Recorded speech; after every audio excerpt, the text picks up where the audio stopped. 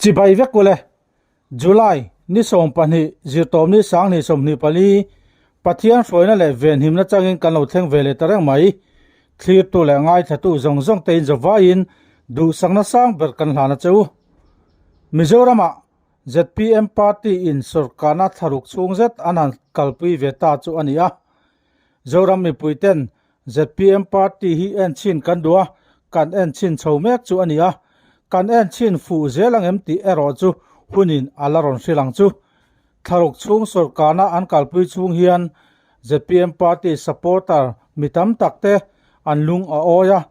then khattero anlung a oi lova ZPM party an attack na sa vele thung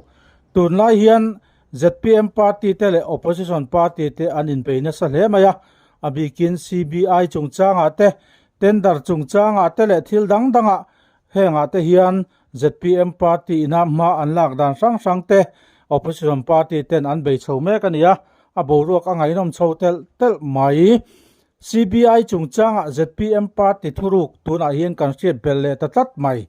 ZPM party officer ZPM party consultant ina athu soi poimo mai hi zoram mi puite poina kan lo siat vetan a tharia wa kan se da wangin kanan chop chuka ilongai thateng o pusi chal soi thanga kan party headquarter consultant ani lo som nga lang o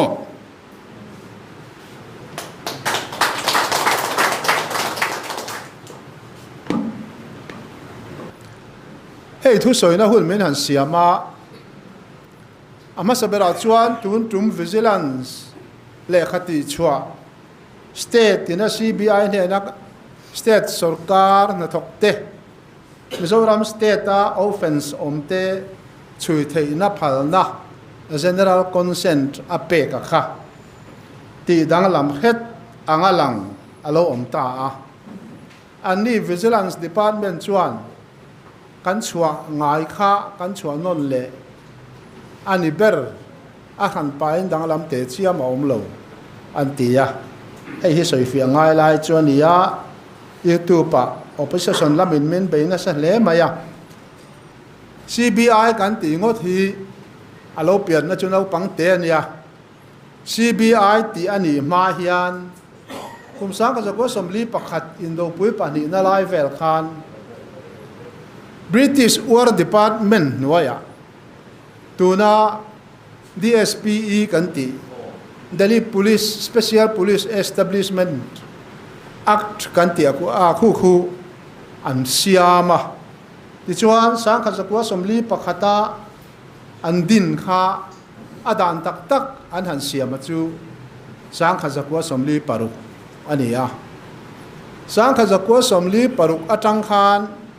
Delhi Special Police Establishment chuan swal chui na le corruption tham na tiang chi chui na kha an ken ko chho ta zar zara chuan sang kha zakwa somruk pakhat atang khan committee lian andina chu sanan tham committee antia chu committee chuan ronzir chiang se hemi Delhi Special Police Enforcement ringot ina hemi aken ai hian uing khan hemi boi pui to big hi la siam le athalo mo ti anrela chu committee thu chuak ang chuan santhanam committee chu alo ding ta a chu chuan sang kha zakwa somruk pakhat akhan CBI chu aron din tani ti chuan ama a Delhi Special Police Establishment ina an ken zonga kha CBI chuan aron la ta a an Director General masaber hi DP Koli ania CBI a Director hi Police a DGP kantin hian in reng ania mase CBI Director hi alal fe zok anga ngai theina lai anna azirin a omani CBI hian division thang ala oma tuna entinan kuwa case ti ta ngotila CBI ti khan CBI a eng division in nge chuyang ani lo le GST te kan tia GST chungchang hi eng division nge chuyang khatiang te science forensic lampang li se tu nge chuyang ti te khatiang khan division sang pasari a oma corruption division te special crime division te economic offense division te heng te chu kuwa lam khoi tu an ni du mai thei ni policy and interpolice cooperation division an tia hai chu interpol kan ti khovel interpolice lar tak spy butcher ho chuan kan re khopang khang ho ne na in kum kai na thiam siam tur thale zual nei tur khan chubi division te chu an oma administrative division a oma prosecution division a om le a he la ya chui pol tu ri ngot kha cho dan prosecute thei ngot lo prosecute tu khan om le anga ya tin hey mizoram a po kan nei science laboratory kan ti hey hi a om boka science laboratory division an om boka ni ti chuan chu DSPE Act kan ti Delhi Special Police Enforcement Establishment Act kan ti chuan section thum na chuan state sarkar phal na lo chuan hei hi chu ni Delhi Special Police Establishment Act anti CBI dan kan ti mai chu hei hi ani ya hemi section 6 na hian khoi state ta ma CBI te hian state sarkar phal na lo win chui na an thok thei lawang ti omani chuwang chuan state sarkar khan CBI chui adu chuan phalna apek alo ngai ta elai takhi tu na kan boina chu ni ta ni consent a hian general consent le specific consent a oma keni hian general consent kan pe ni tin kan ho tu te zinga po anianga keni ho zinga po ani mai thei as general consent ti ina a huam lai hi kan khiat chial lo na lai taka khatuna opposition ho la min beina po hi ani ta general consent chuan a soi chu kan state ta in lo lu kan phale ti zong ne a general top pulal ven chunga director ron chui turin a phal ngal thuai lo a general a kan state tan lu kan phal pop khan case based in amal te in phal na don la leang chu general ina ken khani tho ni chu tian ni lo chuan ke hian mel ma kan ne ya khoi lai pa zurui thing ve tak em khanin an du in CBI ya complain tu po na thelu thei sia an zu thelu ta sum tam tak sen in na ho te a khan state mol pho bok CBI mol pho bokin a don chou don ni tu te ma in hual wang mai khan CBI ko thei chu wangin general la kan state tai lo lu kan phale ati hian a case merit le a case wise in state phalna kha lala le chon angai tho chu general consent hian a kenani chu lo chu om le a UT a te hian UT phalna la ka ngai mi alo wa tin kan consent ngai mi alo tun dan tharina ron ti le ta ka chu central government employees vaira matang lo chuak ho le ke ma ni ngei po kan mi le sa central ha tok tam ta kan om tom zo rama central autonomous central public sector undertaking le company tam tor tu bank te chi sang he nga thok ho sikula po central kan nei he nga thok ho hi ro chu kan general consent khan alo phal to wangin state phal la ngai to chulai inkar te chu tuna kan in chu tak a hi ania engma buaina a om lova chu wangin kha thiên kha pakhat le chuan central sarkarina dan thar aron siam tak hemi Indian Penal Code kan ti te Criminal Procedure Code kan ti te Code of Civil Procedure Code kan procedure kan ti khang ho bu thak dan khan avai mingan don da chuat kha criminal law thar pathum aron siama chu criminal law pathum chuan kha Delhi Special Police dan kha CBI dan kan ti mai kha ava khoi trevani hada hian a oma an tam zia chu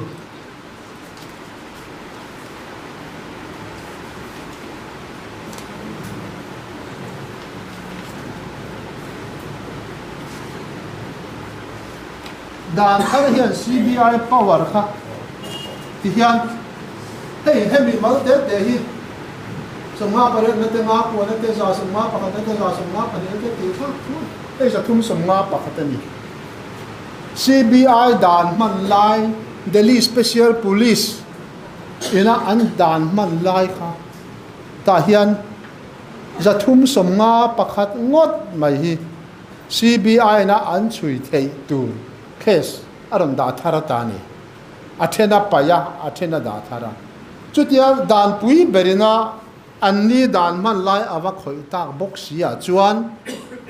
kan consent hawa po kha athena lai ron nek lai chu nei thei ta chu wangin thil fia sak kan ngai ta men ron thil fia sak ta men ron thil fia sak mai hian ni lawa ta hian thu me ron pe ngal top mai ni ele kha hian thu me ron pe ngal top maya July ni khat ma in order chuang nge yang cheu a order turpo hey ron draft sa anti khap ma chuang nge tur kha ron da sa top ma ni hey central le kha ron tian ni chum zoram sarkar tang khan ti tu dang om lo le o ka pu tia chua top khan ni ma tin an chua don khan a chua tu tan khan zu hel na tur mo dùng ngay một từ đấy một cái áo xuống là chú anh làm chuẩn ta thì chuan opposition hoa min bên lô bùm mày nhiều mò hey anh còn anh nghe thì anh general consent chú anh suốt lệ ta anh đâu thì ta chuối mày kha can suốt lo va can consent masa po kha la dik renga soi fia deu ngai om ta tu na po hian kha ala ding re ngani ta hian vigilance so hian press release anon siama chu tan press release siama po chuan kan phal na pek kha central du dan danin kan penon le ani ati chim am sia chu kan phal na pek to general consent khan case mal te alo kok chia alova apum puya ram pumata na kan lo pek mai kha alo nia chu wangan kan pek ma sak le tu na kan chua hi dang lam na om chuang lo beti kha an ron thil fia ta ni kha ai thui kan soi chuan na kina press conference ate legal department in an la ron soi fia dona ti chuan han kir le lokila state sang khan kha dan section 6 nuai atang khan consent khan peta chua mai ni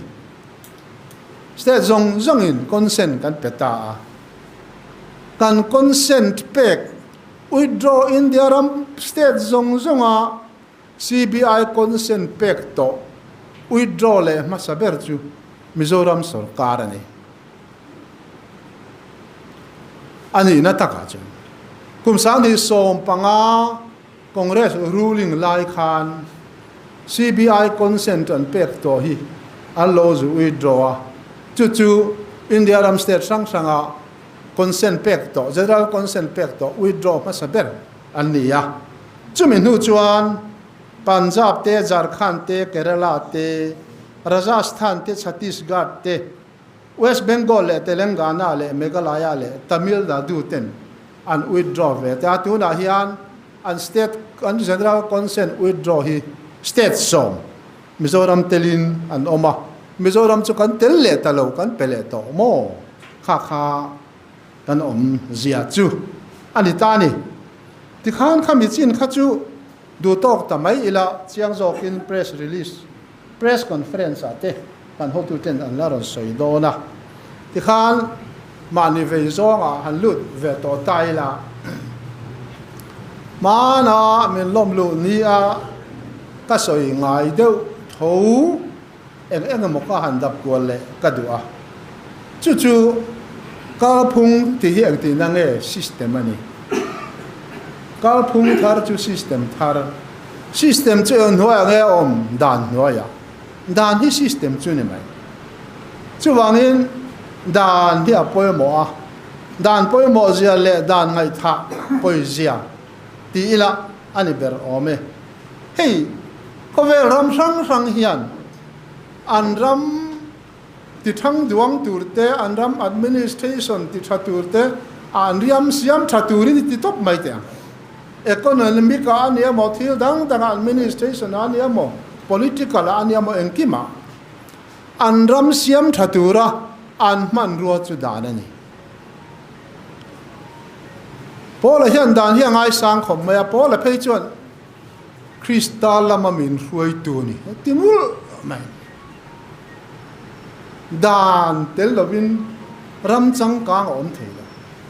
ram chang kang a pianga dan an nei tha mi pui te an him chuwang chuan district council lai khan kan nu le pa te mol te le khathiam sang lo te house an thua an in sit mn nakina he house a hian BMA doctorate degree nei te ukil te professor te an laron thuanga tuna ke ni si dan siam te hi chu an laron nu zatanga anon siam thavatang ma se nei lo ai chon nei adu sia he ram riang te hian dan nei lo ringota athen arem si lo ho u iti ram ang wan tia in sit tak chugin dan za chuang belo nu chian iuti kan han ni ta a le kha thiam chon dong ther chho ta fak maya ma se ahun ala nai boka dan siam tul ngoi na te po a om lo de ban yang dan lam kha an ngai sak ta lo wa ta sum le pa le thu nei na labin ru alo lu a chho te po ani yang dan siam lam chu kan ngai tu ta lo ani district council kan han zowa UT kan ni laya kan UT MLA te po kha an la chu ti lua lo ve bokani an soi pakhat chu kan UT MLA masa te kha Mizoram agriculture development Mizoram economic development atan agriculture tu ran zu nei puya Delhi Punjab vela khwan Punjab pa bong farm bong lian pui mai om na farm a khan Mizoram agriculture ti ma son dan tu zir puin an va fe puya bong lian pui mai khan muwa kan MLA te chuan kapu a khoi hinga sik huai zo kang an tian om kapu kan in sik tir ngai lo chu ni kan MLA ma sa te kha chu tiang tan chuan dan thanei kha alai bai safe vak om lo ve eng poni se state ta kan hang kai chowa state ta chuan mi thiam pui ko than upa thengin pastor thengin doctorate degree nei le doctor pa mi him doctor te professor te lawyer te an thu ther da fuk maya house han thir chon a zaom khop mai an thiam na sang lop sia ma se chu dan dam na dan chu allangai saktare reng lawa voin ni hi kan kheng chota eng emo an ma ni ham than na tur bi le central dan local Mizoram ta na chút ti lu to ka tu ni mia lo ma se sumron keng dan kha chu rang mang kheng mai khan an adopt mia maya sumron keng lo dan an ma ni phur tu lam dan ne mo mi pui ham thana tu lam da ne mo kha chu ngai sak ani ngai lo re family planning buổi pui lai sum tam zia kha kan hiai doctor ho concrete building nei lo ko chimi an ne maya a phurom em ani khatiza lo tu ra nu thing ta nu mol va them mai kha chu an pe lu tuk tat ram tha ma pon kan mai ni sum a ken wang a chu lo chu soi tu ra tam lu tuk amaro chu kan ram kan sarkar na thok ta na tha kan pawara ta na tha kan en kim ma ta na tha dan thar siam ko nga chuan an benga che an benga chungong tata hei sarkar na bi ka phei hi chuan sarkar na service law kan ti mai lama phei hi chuan a khoi hi kan nei lo re ani ATI ya kan ho tu te du sang nain sarkar na thak ho training pe in kum sari lai ka oma phairama kan su training thina ta chuan an mani ram dan min lo zir pui dai mai ni ke ni chuan central civil service pension dan central civil service leave dan central civil service conduct rules ti kha kan lo in ti heve em kan sak se maya an kenga an ni chuan nga ma ngai la ke ni chu hei dan kan nei instead in nei ve na nge pharama kan training a kan kal reng in enga tinge instead in dan in nei ve lo ke ma nin dan thar kan duang ve du to kan du lat lang wal te thu in dan kan duang du to kan ram thing le mau tluk da na zerin kan sigle sa azirin kan culture kan social usage azirin kan ko han kal phunga zerin kan sa ko kal phunga zerin ke ma nin dan kan siam ve du to intia independent in khela kum som hi thi sen in luan tira independent chu in mulova ma se khale in du dan in instead dan choran siam tor ule antia state andon pe chowa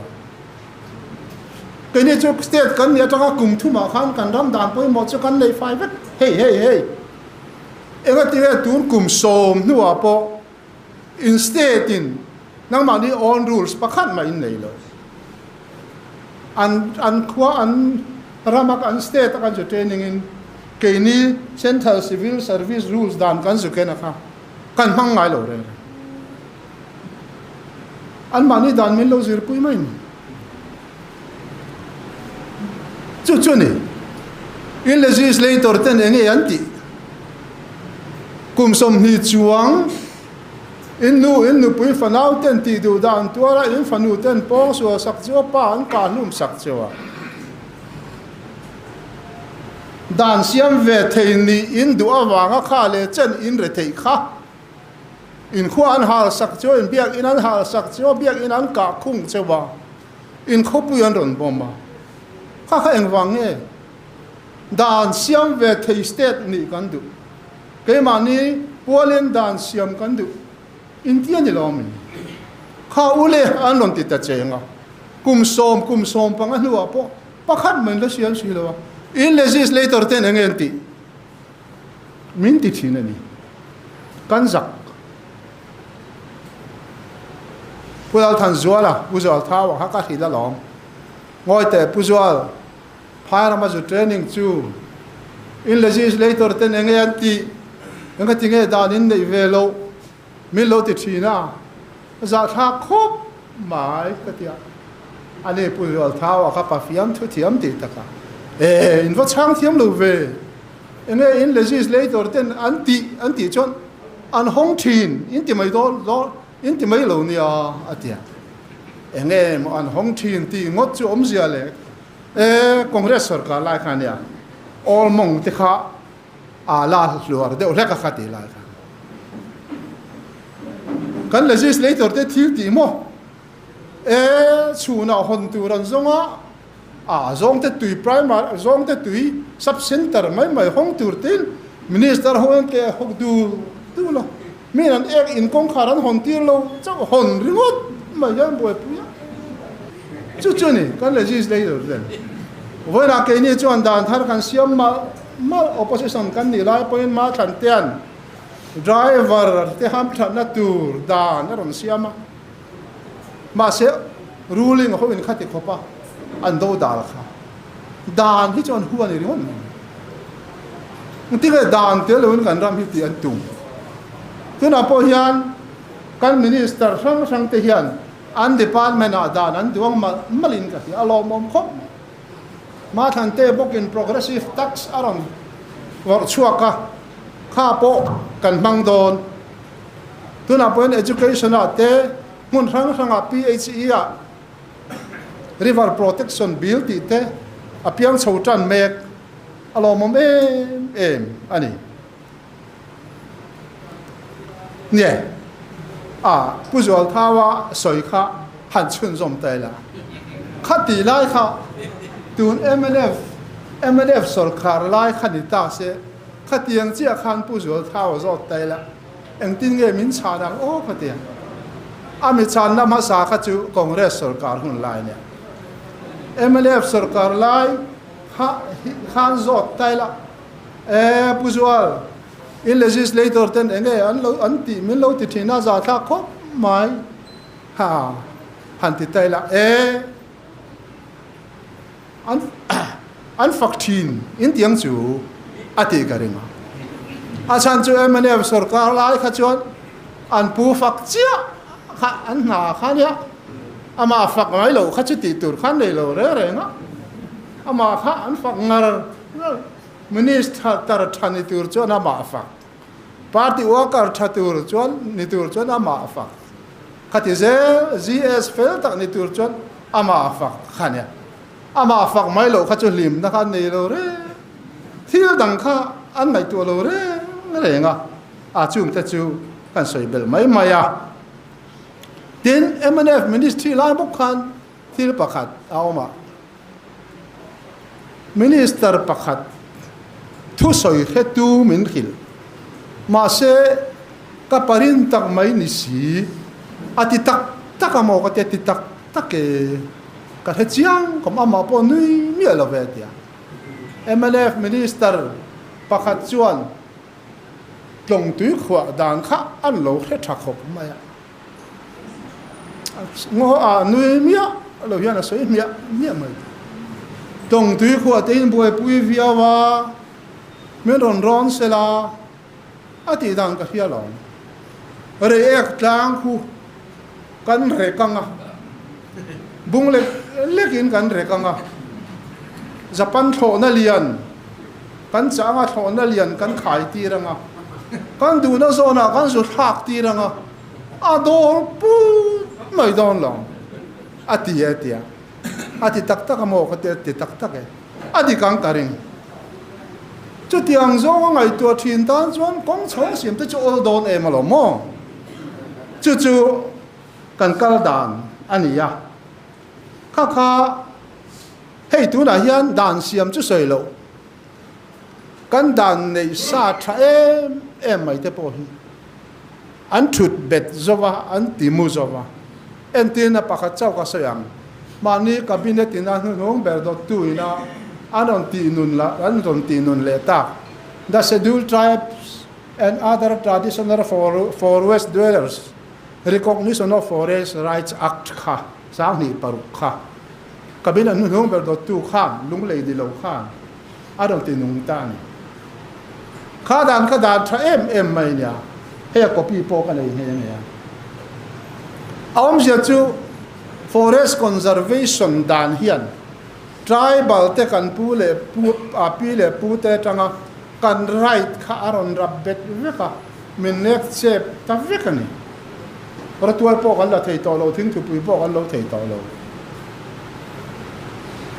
chu mi khin chia chu sor central sarkar hian dana ron siama chu che hin the Scheduled Tribes and Other Traditional Forest Dwellers Recognition of Forest Rights Act 2006 hei hi ron siama chu chuan mi zo te khi and people te atanga forest dwellers an yasin bar manama tanga ron chukin forest and ron sual khazela forest azel when it hang in an ele in zona ber to forest avek think to pui mau tuai em kim tin an khua po ngon noi avek om traditional forest dwellers an ya he right hian mang tu rani heta hian kha forest conservation act zuk dolet na hei chu kan right a sin rotuai khor ngam lo kha e itani kha he dan hian a hum che kan ti na tur dana kha sarkar ma sa khan hei chu kan ram ta da tur lo ben tia an lo ti thi ani karon sarkar vele khan ama tang khan ke chong ka lo ve to kan CM kan khila kan sarkar vele khan sia ko da wen meron thil ro tia kan han in sila hei hi kan tinung le tan chu ani ya chu tiang lo te po chu sei tur tam taka om hei poi mo em le pakhat chu the Scheduled Castes and Scheduled Tribes Prevention of Atrocities Act chu oma sang ka ko samriat pakwa chu po chu kan state hian a om ti po thla phar ma ile nga mangai chu chuan plain mi ten Scheduled Tribe te chunga leyan len na nun ron an bol na hi khap fekan Scheduled Tribe te right bok aron peleta chung te chu anga hian ngai saklo re tun Manipur boya khan hei hi an lekem ka helowa puman pu te chu omse an he mai theya ka han he velawa hei hi Scheduled Caste le Scheduled Tribe te chunga nam changkang in ti hovin ti du da na nun ron na leilen na an ron ti thei mia lo na tura da na ni khang te kha a omani kan ngai sak lo ti chuan India Constitution a hian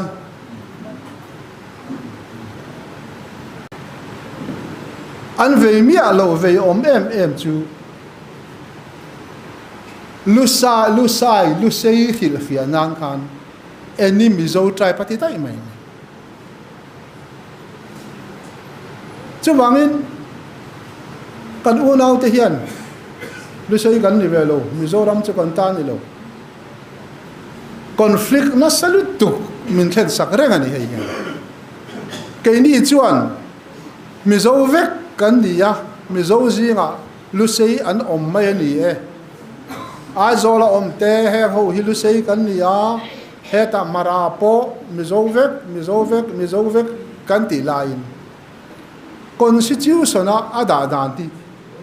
he adik lo hem te hi amendment kan dilem tin Scheduled Tribe min ti si hian Scheduled Tribe vek kan dia Scheduled Tribe ni si hian kan chen naram hi Scheduled Tribe area zunimi alawa Constitution kain encho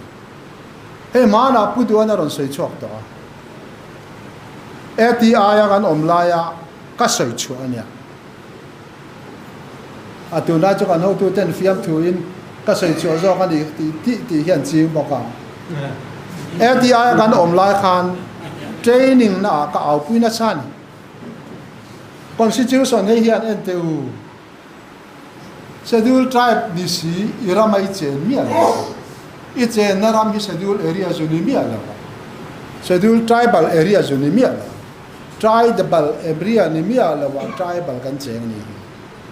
tu ina ma men an ti goi tum ta se ang ti ne kan chang sarkar hian heng ti availo reng reng katia chumin hu engemaw chena khan pudu anaron au puita tun thleng hian hei hi la khoi dang lam lo in ala om boka khatiang te kha soitur atam khom maya chuwangin kan sarkar thar hi chuan dana hian mit alen viau don ti te kha thetai la tin all pension scheme le new pension scheme chung chang te kha aron viral put ar viral kan ti ve bayang chu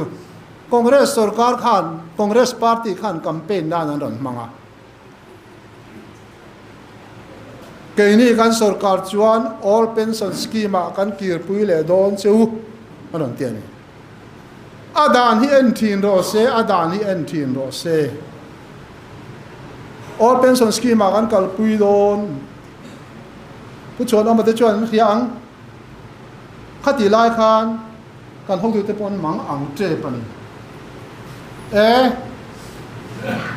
hei hi an vote fu vai chuan sarkar to vote sing ni vel hi kan chan thei tlat eng tinge kan tiang a hemi an omem a counter tura helam pang chin chang hi an omem pudu an hena ka lo soi rep to wangin eob in kazin trinity kan khen lai tak son pudu an min ron phone mi ron ko kira right up kasiam ta hem te hi modia sarkar laya tun haya an ron ti mai ani lawa vas pa sarkar lai dai to khan he thil hi introduce ani achana oma india reng hina kina consultant chung chang te pawon la soenga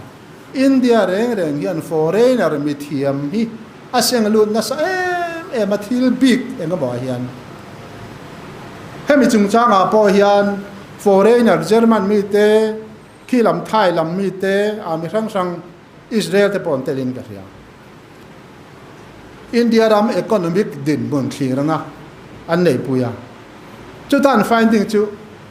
tuna in pensioner te lo in pek ang hi la pek zel chuan tuna tanga kum so ma hian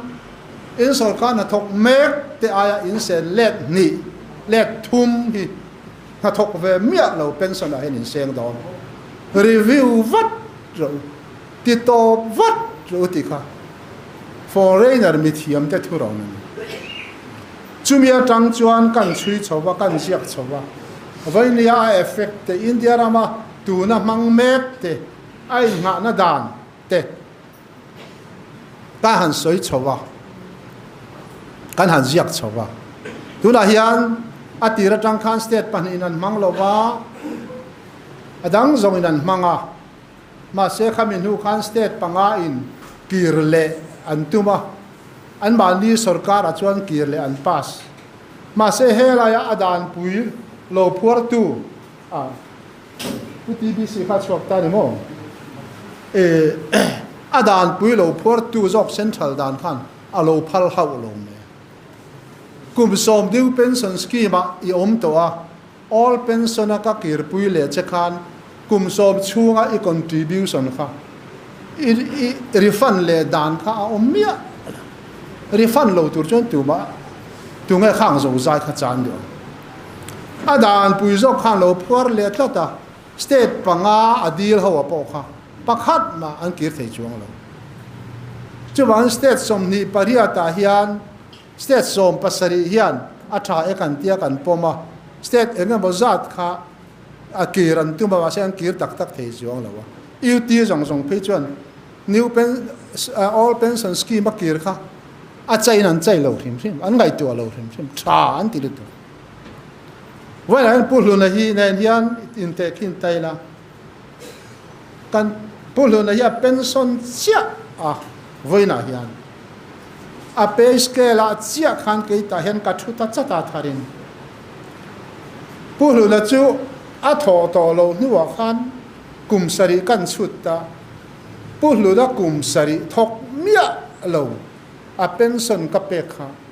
nuai som li deu tha o nuai som ni pali ve chuan a reng chia ke thok ngat kha ka thatin lo atanga pension sarkarin min lo siam sakawangin thatin min lo khol sakawangin ka pension ni lo thlen khan a han pa a pension sarkarin min petolowin ka khol sa he la ya vai bel chenga ve te kha a hlomin min pe ta mai ni chu ne sarkar tan hian a in zang khai le le tu ba tu na kan kal da na chuan mi a pension hian ama a sarkar liability hi a in tran don cha ve moni chu o ti tu mi pension to na sarkar hian ama khan mo ala va full kat an pension a boy le ka sarkar an lat new pension scheme a chuan sarkar atang a pension to chuan a in mang tha top vai bel che khati zo zai khai tan ka lo kho saka kha te khan in ngai tu ve to me ro le ti khan a ol sam le le tu chuan puluna a khan kum sari a nuai som ni pali sarkar na sen lain a reng pui chia ke a khan nuai nga sen chu ni sumi du lova all pensioner kir le tur khopin kan financial position hi ene kan tin mun a soi ngam chi khan le ti chuan kan ti lo tlang thei ta a lom oma le e hun kal du viau maya soi tu ra tam pu chairman kan phang na labui na ka soi se nge ni ka soi zo thei lo ne te hian min lo nang tiang mai khan ka soi zo thei don tak lo ve ti khan du to kang ka lo me